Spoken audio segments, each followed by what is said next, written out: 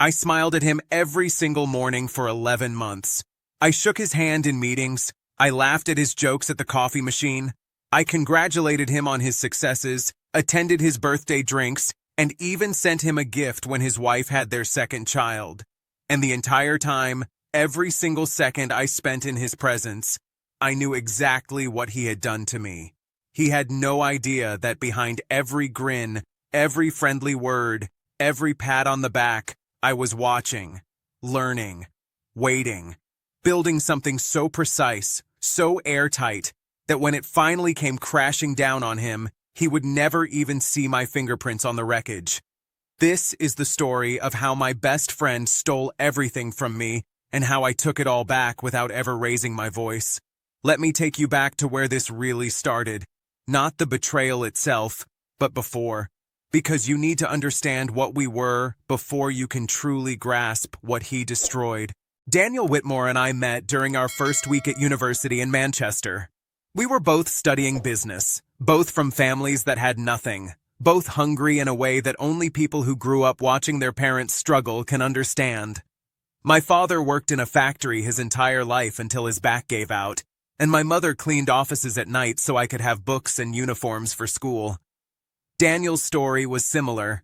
His dad was a long-haul truck driver who was barely home, and his mom raised 4 kids on a nurse's salary. We bonded over that shared hunger immediately. We used to stay up late in the library, not because we loved studying, but because we both knew that education was the only ladder we had out of the lives we were born into. By the time we graduated, we were closer than brothers. We had seen each other through failed exams, broken relationships, family emergencies, and financial disasters. When my father had his first stroke during my final year, Daniel drove me 5 hours in the middle of the night to get to the hospital. When his younger sister got into trouble with some bad people and needed money fast, I emptied my savings account without him even asking. That was who we were to each other. There was nothing I would not have done for Daniel Whitmore. And I believed with every fiber of my being that he felt the same. After graduation, we went our separate ways for a while. I took a job at a small marketing firm in London, working my way up slowly, learning everything I could about the industry. Daniel went into finance, starting at the bottom of an investment firm in the city. We stayed close, meeting for drinks every few weeks, calling each other whenever something significant happened in our lives. When I got married to Sophie, Daniel was my best man. When he married Claire, I gave a speech that made everyone cry. Our wives became friends. We went on holidays together. Our lives were intertwined in every way that mattered. Then, about 8 years ago, something changed. I had an idea. A real one. The kind of idea that keeps you awake at night because you know it could actually work. I had been working in digital marketing for years by then, watching how small businesses struggled to compete online against corporations with massive budgets. Most marketing agencies charged premium prices for mediocre results, and small business owners had no way of knowing whether they were being overcharged or underserved. My idea was to create a platform that would democratize digital marketing. Automated tools, transparent pricing, real-time analytics that actually made sense to people who were not tech experts. I called it Clear Path Marketing Solutions. I worked on it in secret for months. Nights, weekends, every spare minute I could steal. I built prototypes, tested concepts, and refined the business model until I was sure it was ready. And then I told Daniel. Not because I needed anything from him, but because he was my best friend, and I wanted to share my excitement with the person I trusted most in the world. I remember his face when I showed him the projections. His eyes went wide, and for just a moment, I saw something flash across his features. At the time, I thought it was excitement for me. Now I know it was something else entirely. Daniel told me I was a genius. He said this was going to change everything. And then he said the words that would eventually become the foundation of my destruction. He said I needed investment capital to scale properly, and that he knew people in finance who could help. He offered to become my partner. Not just an investor, but a co-founder. He would handle the financial side, the investors, the corporate structure. I would handle the creative vision, the the product, the actual work. It seemed perfect. I trusted him completely. Why would I not? This was Daniel. This was my brother in everything but blood. We launched ClearPath 18 months later. Within 2 years, we had over 5,000 small business clients. Within 4 years, we were valued at £12 million. I had built something real, something that was changing lives, something that represented everything I had ever dreamed about during those late nights in the university library. And through it all, Daniel was by my side. Or so I thought. The first hint that something was wrong came so subtly that I almost missed it entirely. We were in a board meeting, presenting our quarterly results to our investors, and I made a suggestion about expanding into the European market. Daniel cut me off mid-sentence. Not rudely, not obviously, but with a smoothness that felt practiced. He redirected the conversation to a different topic, and when I tried to bring it up again later, he dismissed it as premature. I remember feeling confused but not alarmed. Daniel had more experience with investors than I did. Maybe he knew something I did not. But then it happened again. And again. Slowly, almost imperceptibly, I found myself being edged out of conversations that I should have been central to. Investors would ask questions, and Daniel would answer before I could open my mouth. Strategy decisions were being made in meetings I was not invited to.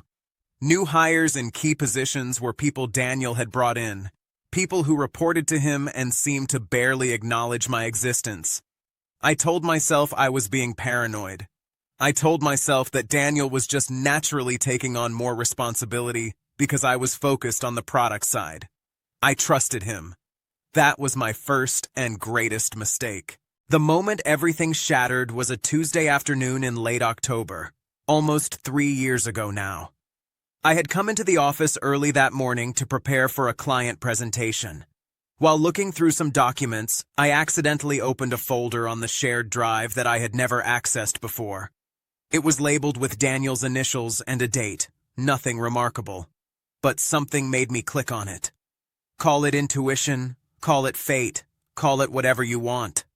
What I found inside that folder changed my life forever. There were emails. Dozens of them. Correspondence between Daniel and our primary investor group dating back almost 2 years. And as I read through them, my hands beginning to shake, a picture emerged that was so devastating, so incomprehensibly cruel, that at first my mind simply refused to accept it. Daniel had been positioning himself as the sole visionary behind ClearPath.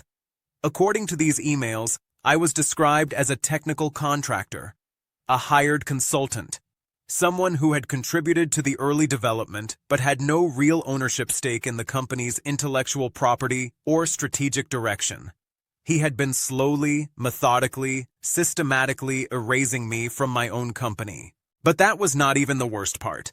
In one of the email chains, dated just 3 weeks earlier, there was a discussion about a buyout offer. A major tech corporation was interested in acquiring ClearPath for £32 million. $32 million.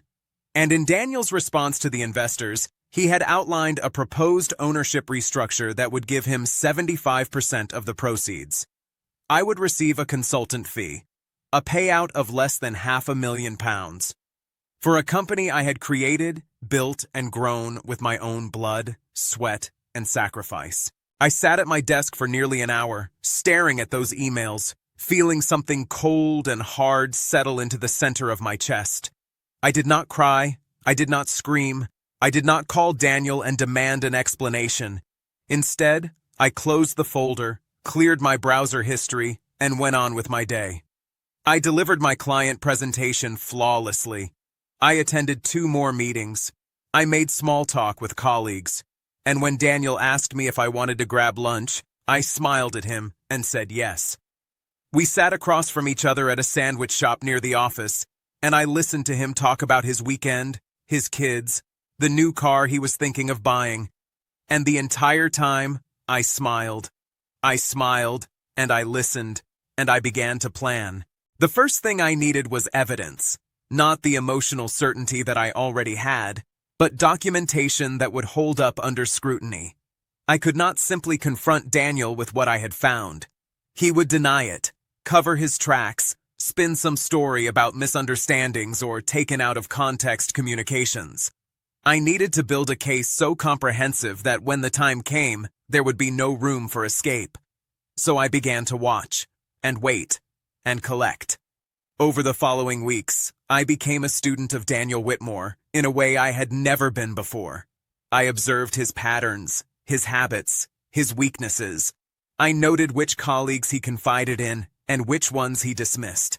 I paid attention to the small details, the offhand comments, the moments when his mask slipped just slightly, and I started to see things I had been too trusting to notice before. Daniel had a particular habit of taking private calls in the stairwell near the fire exit. He thought no one paid attention to where he went during these moments, but I did. I timed them. They usually happened right after meetings with investors or whenever we received significant news about the business. One afternoon, I positioned myself on the floor above, just out of sight, and listened. What I heard confirmed everything I had suspected.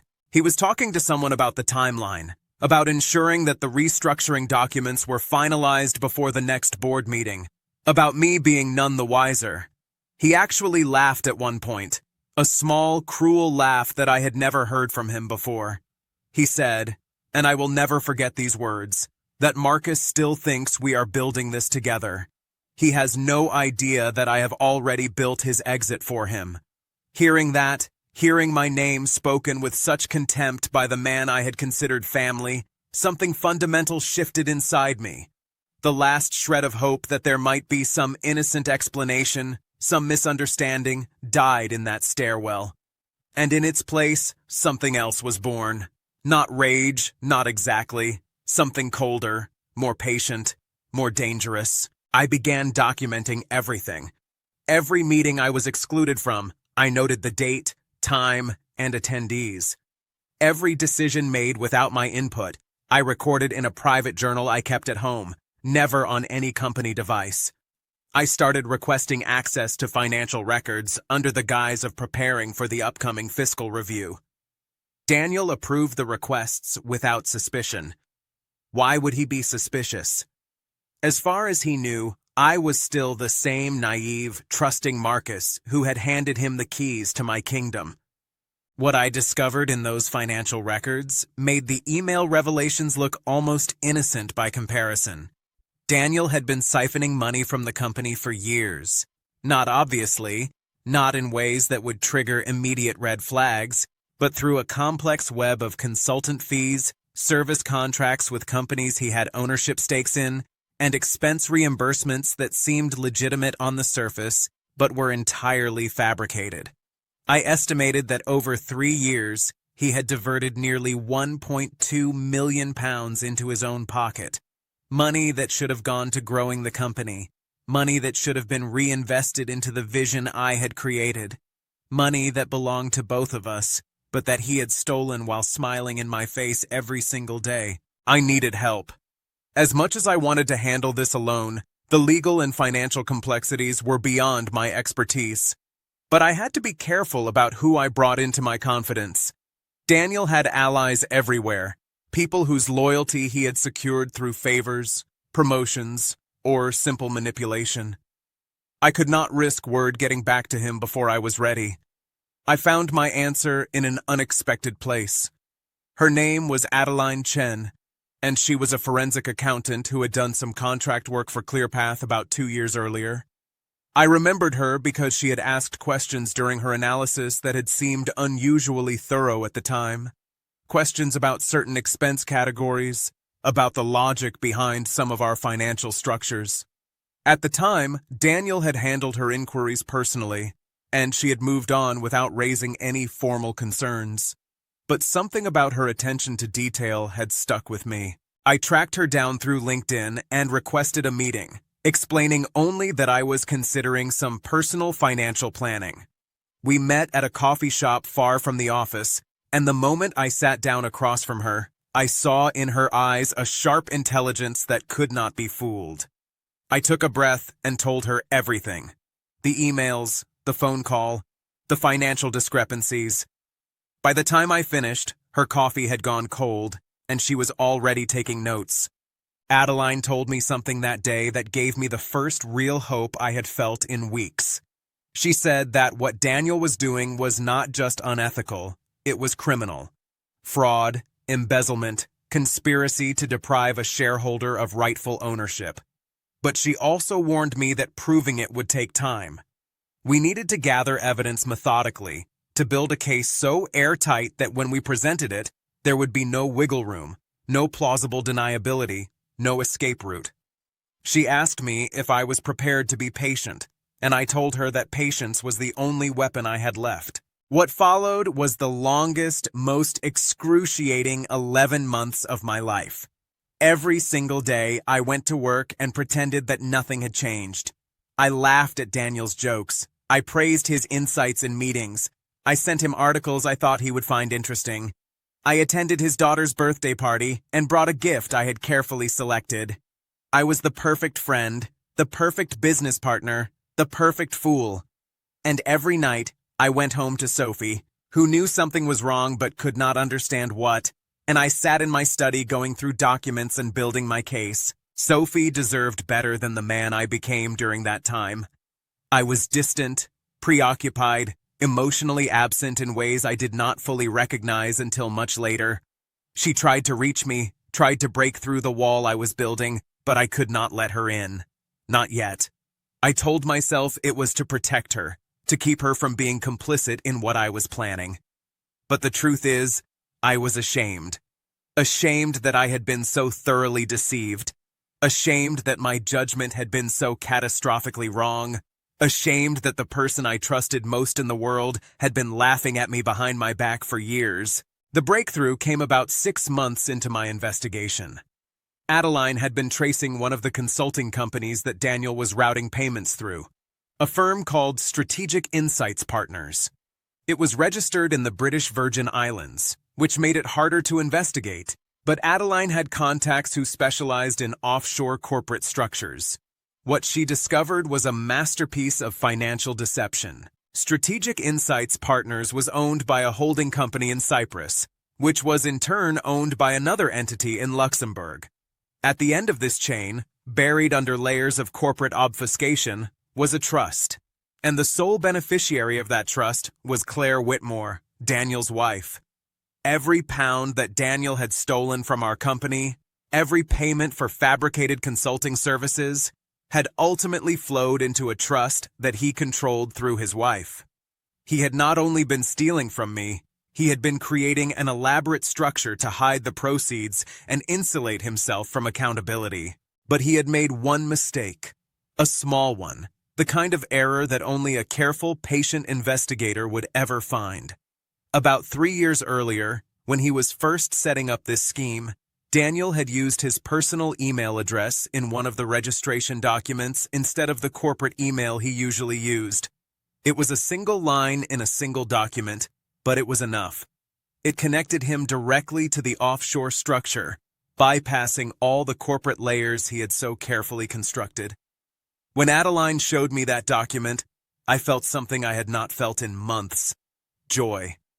Not happiness, not relief, but a cold, satisfied joy at knowing that my enemy had finally made a mistake I could exploit. Still, I was not ready to strike.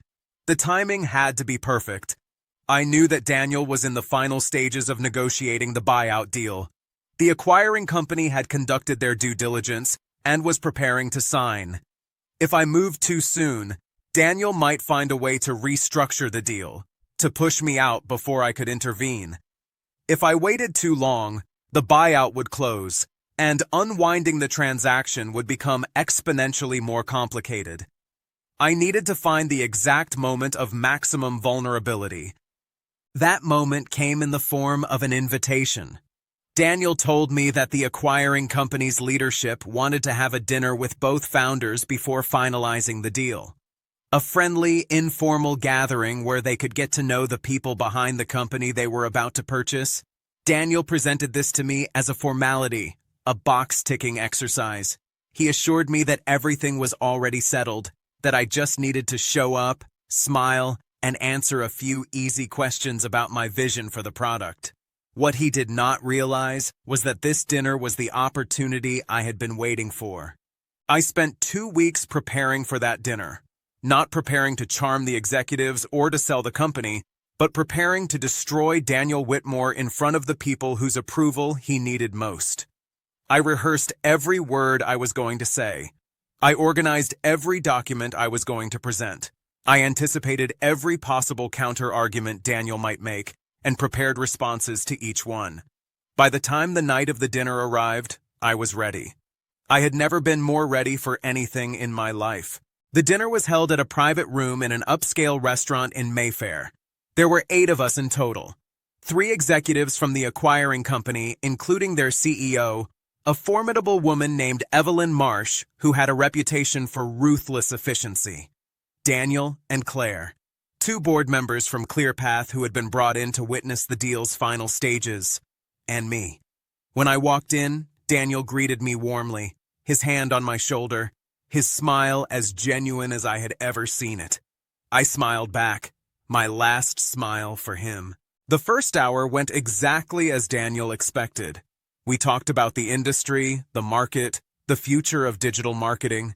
Evelyn asked thoughtful questions, and Daniel answered most of them, occasionally deferring to me on technical matters.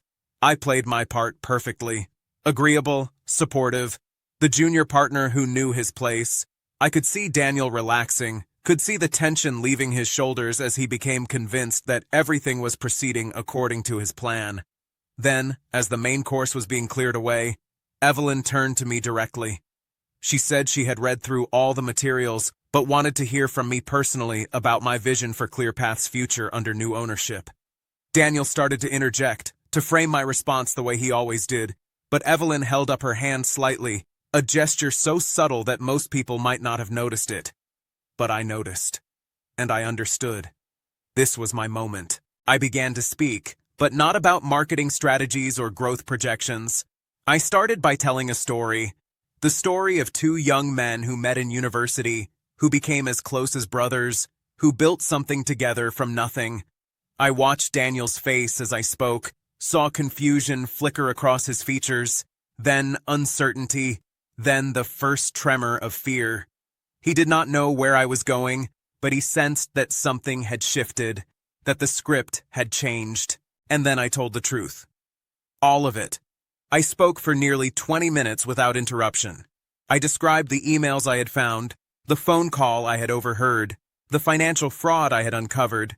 I presented documents as I spoke, handing copies to Evelyn and the board members, records of payments to Strategic Insights partners, the corporate registration that traced back to Daniel's personal email, bank statements showing funds flowing into the Cyprus Trust, comparison analyses prepared by Adeline showing the discrepancies between reported expenses and actual costs. By the time I finished, the room was silent.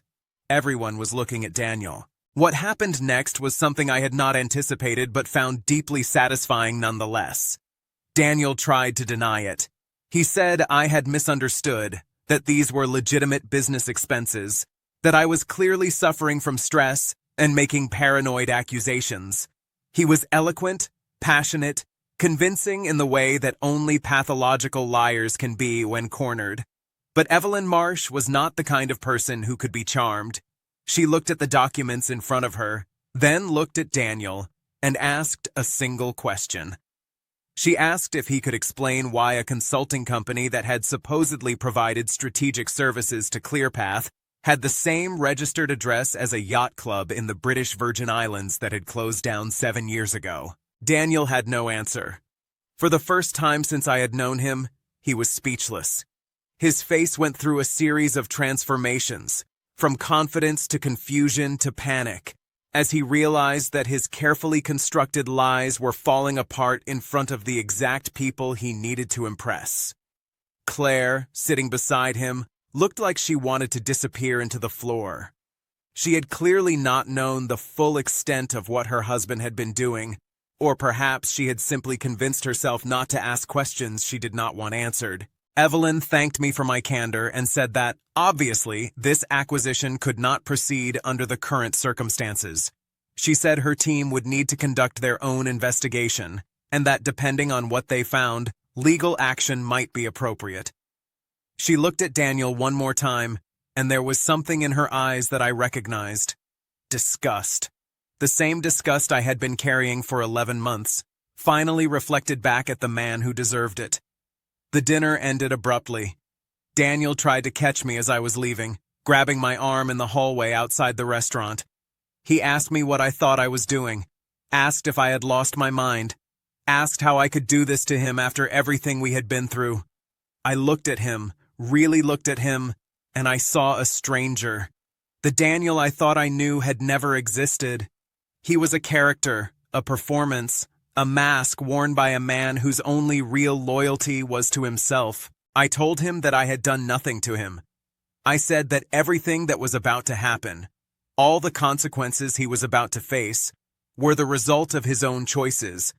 I said that I had simply decided to stop being blind. Then I removed his hand from my arm and walked away. Behind me, I could hear Claire asking him what was happening, her voice high and frightened. He had no answer for her either. The next few weeks were chaotic. News of the failed acquisition spread quickly through the industry.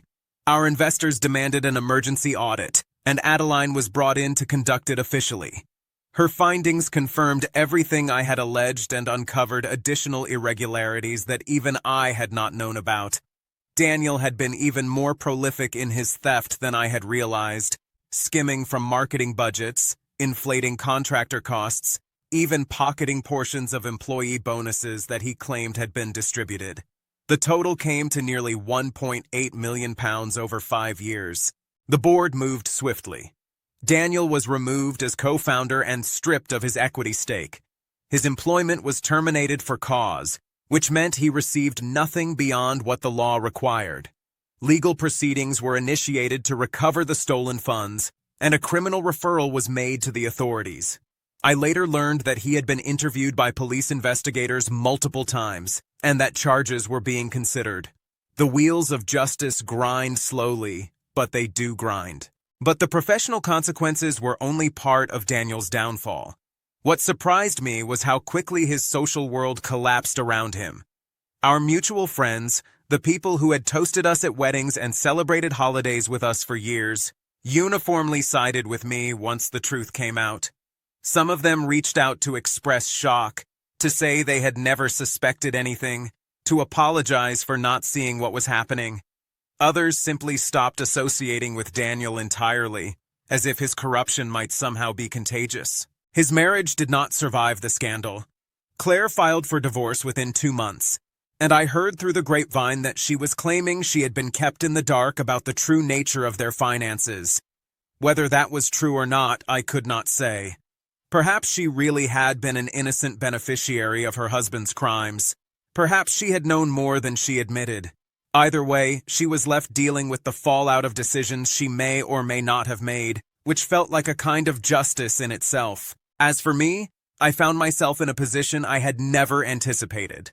With Daniel's ouster, I became the sole controlling founder of ClearPath. The investors, perhaps feeling guilty about how close they had come to being complicit in my displacement, gave me their full support. Evelyn Marsh reached out personally to say that while the acquisition was no longer on the table, she respected what I had done and would be interested in exploring future opportunities. The company that Daniel had tried to steal from me was now fully and undeniably mine. I wish I could say that I felt triumphant, that exposing Daniel brought me the satisfaction I had imagined during all those months of patient investigation. But the truth is more complicated. What I mostly felt was emptiness, a vast, hollow space where a friendship used to be. I had won, yes. I had reclaimed what was mine and ensured that the man who betrayed me faced real consequences. But I had also lost something that could never be recovered. The Daniel I mourned was not the schemer who stole from me, but the young man I had met in that university library, hungry and hopeful and determined to make something of himself. That Daniel, I realized, had either never really existed or had died somewhere along the way, replaced by a creature I did not recognize.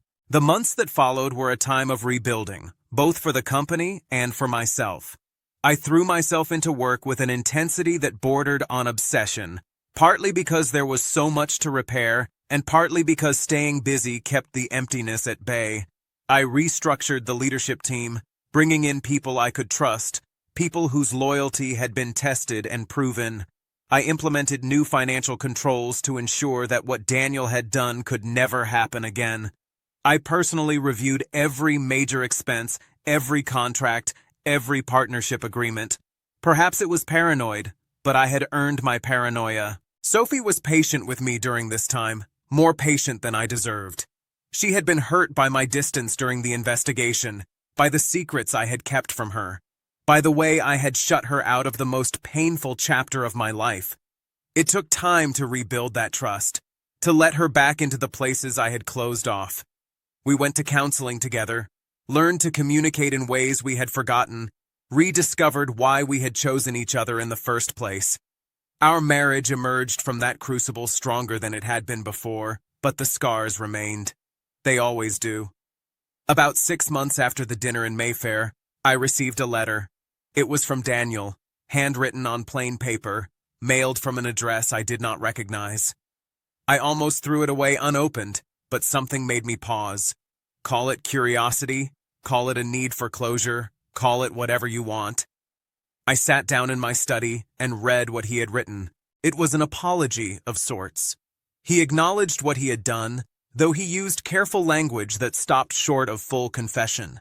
He said that he had made mistakes, that he had lost sight of what mattered, that the pressures of success had warped his judgment. He said that he had never meant to hurt me, that in his mind he had convinced himself that he deserved more because he had worked harder on the business side, that he had told himself so many lies that he had stopped being able to distinguish them from the truth. He said he did not expect forgiveness, but wanted me to know that he was sorry. He signed it simply with his first name. I read that letter 3 times, looking for something genuine in his words, looking for the Daniel I had once known, the one who had driven through the night to be with me when my father was dying. But I could not find him. All I saw was a man still making excuses, still framing himself as a victim of circumstance rather than a perpetrator of choice.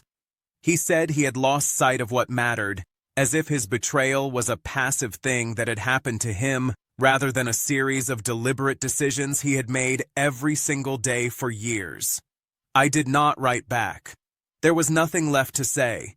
I put the letter in a drawer with the other documentation from that period of my life, a record of what had happened in case I ever needed to remember. Then I closed the drawer and moved on. A year after Daniel's exposure, ClearPath received a new acquisition offer. This time, the deal was legitimate, negotiated in good faith, with my full involvement at every stage. We sold the company for £44 million, significantly more than the original offer Daniel had tried to steal. My share, as sole founder and controlling shareholder, came to just over $38 million after taxes and fees. I had gone from the edge of financial ruin to a level of wealth I had never imagined, and I had done it by refusing to give up on what was mine. I used some of that money to set up a foundation in my father's name. He had passed away 2 years before the sale, never knowing the full extent of what his son had accomplished or what he had survived. The foundation provides scholarships for students from working-class backgrounds who are studying business, giving them the same ladder that I had climbed so many years ago. It felt right, turning the fruits of betrayal into something that could help others.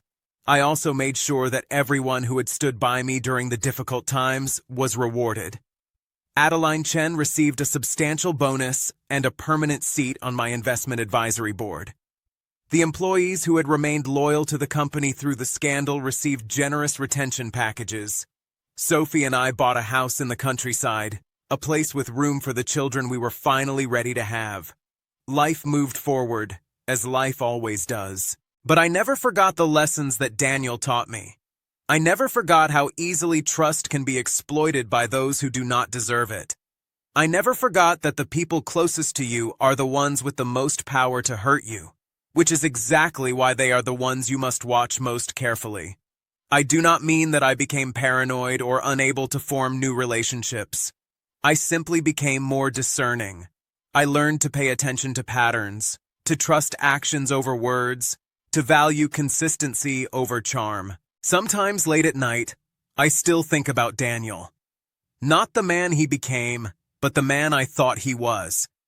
I wonder if there was ever a version of him that was genuine, a core of real friendship buried under all the ambition and resentment. I wonder if things could have been different if I had noticed the warning signs earlier, if I had confronted him sooner, if we had talked honestly about our different contributions to the company. But those thoughts never last long. You cannot change the past, and you cannot make someone be honest with you when dishonesty is woven into the fabric of who they are. All you can do is respond to the truth once you finally see it. The last I heard about Daniel was about 2 years ago. The criminal case against him had resulted in a conviction for fraud, and he had received a suspended sentence along with a significant fine. His professional reputation was destroyed, and no one in our industry would work with him. He had moved to a small town somewhere in the north, living quietly on whatever assets his lawyers had managed to protect from the legal settlement. Whether he ever found redemption, whether he ever truly understood what he had done, I cannot say. It is not my concern anymore. What I can say is that I emerged from that fire transformed. I learned that betrayal, as devastating as it is, can also be a gift. It strips away illusions. It shows you who people really are and who you really are when everything is on the line. I discovered that I was capable of patience I never knew I had, of strategic thinking that surprised even me, of maintaining composure in the face of devastating revelation. I learned that justice is not always swift, but it can be thorough. And I learned that the best revenge is not loud or violent or dramatic. The best revenge is quiet, methodical, and delivered with a smile. I smiled at my enemy every single day for 11 months.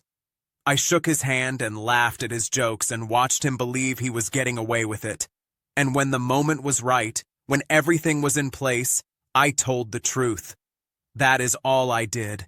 I simply told the truth, and the truth destroyed him more completely than any violence ever could. Now, years later, I sit in my study in the house that Sophie and I built together, watching my children play in the garden through the window, and I think about everything that led me here. The struggle and the success, the friendship and the betrayal, the patient months of investigation and the single evening that ended it all. I think about the young man I was when I first met Daniel, full of hunger and hope, and I think about the man I have become, tempered by fire and strengthened by survival.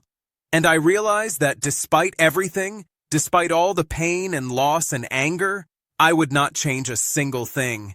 Because everything that happened, even the worst of it, shaped me into who I am. And who I am is someone Daniel Whitmore could never predict, never control, and never defeat. If you are listening to this story because you have been betrayed, because someone you trusted has stabbed you in the back and left you bleeding, I want you to know that there is a way through. Not around, not over, but through. It will take time. It will take patience. It will take a kind of discipline that you might not know you possess. But on the other side of that journey, there is something waiting for you. Justice. Vindication. The profound satisfaction of knowing that you did not let them break you. When I stood in that restaurant in Mayfair and watched Daniel's world crumble, I did not feel joy. What I felt was relief. Relief that it was finally over. Relief that the truth had finally been spoken. Relief that I no longer had to carry the weight of his lies. And underneath all of that, there was something quieter, but more lasting. Pride. Pride in myself for staying the course. Pride in my own strength. Pride in the knowledge that when faced with the worst betrayal of my life, I had chosen patience over rage, strategy over impulse, truth over vengeance. That is what I want you to take from my story. Not a blueprint for revenge, but an understanding that you are stronger than you think. that the people who betray you are not as smart as they believe, that their schemes, no matter how elaborate, are built on foundations of lies that will eventually crack. And when those cracks appear, when the truth finally begins to emerge, all you have to do is be ready. Ready to document, ready to expose, ready to stand in front of the people who matter and speak the words that cannot be unsaid. I smiled at my enemy every single day. I made him believe he was winning. I let him feel safe in his treachery.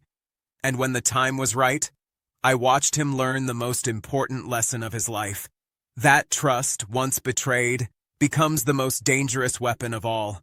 Because the person you betrayed knows every secret, remembers every word, and has nothing left to lose. Daniel Whitmore thought he knew me. He thought I was soft, naive, easily manipulated. He thought he could steal my life's work and walk away clean. But he was wrong. He was wrong about all of it. And by the time he realized his mistake, it was far too late. That is my story. The story of a smile that hid 11 months of planning. The story of a friendship turned to ashes and a company reclaimed. The story of how I learned that patience is not weakness, that silence is not acceptance, and that the truth, spoken at the right moment to the right people, is more powerful than any fist could ever be. I hope you never need to use these lessons. I hope the people you trust deserve that trust. But if the day ever comes when you discover that they do not, remember my story. Remember that you are not powerless. Remember that justice is patient. And remember that sometimes the best thing you can do is smile at your enemy and wait. Wait until you are ready. Wait until they are vulnerable. Wait until the moment is perfect. And then speak the truth that sets you free.